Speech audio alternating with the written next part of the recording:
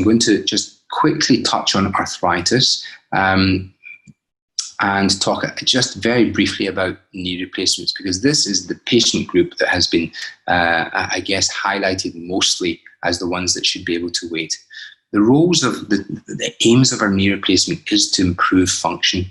It is a good operation, but is often not considered to be as good as, for example, hip replacements. I think that's certainly true. But this, no, that's great. Okay, what can I do about that? Okay, that's great. So here we are 3 weeks after a left total knee replacement, right knee replaced 1 year ago.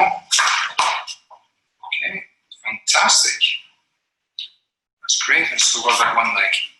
So that's it. This lady's done extremely well. That's at 3 weeks after her surgery. And then a patient sent me this video just to demonstrate how well some knees can function. Sorry, I've choice of music for a second.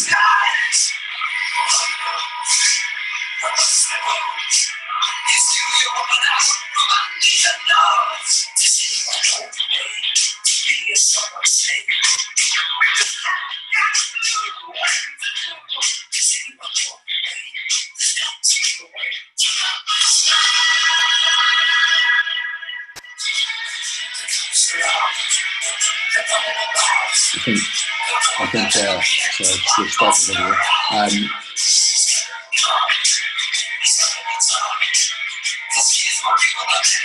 Let's stop that there.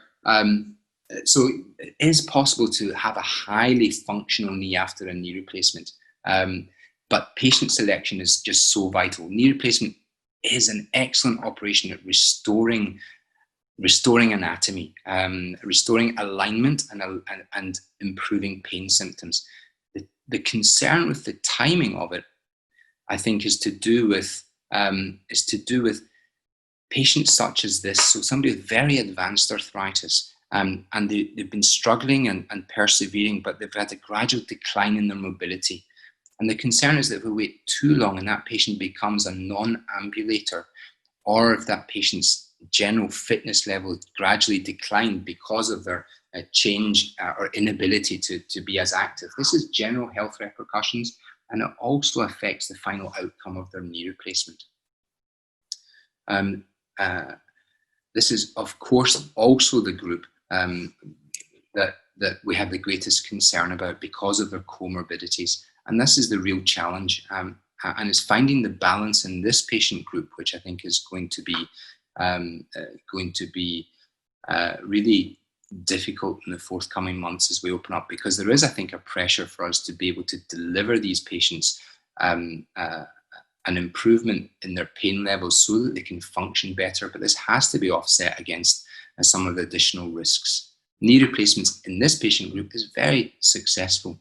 There's not an issue with longevity. The great discussion and debate about knee replacement is why there's a percentage of patients that do less well. And this is not to do with how long a knee lasts. This is very deceptive. This doesn't tell the whole story.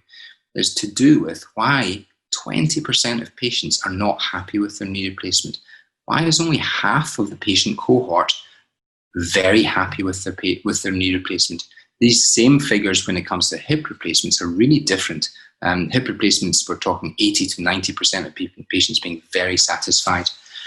And I won't go through the detail of this, but the latest development in knee replacement surgery is to try to address the variation in patients' anatomy and the evolution of the use of customized knee replacements so that we're able to accurately restore anatomy and hopefully reduce some of the problems that patients are complaining of.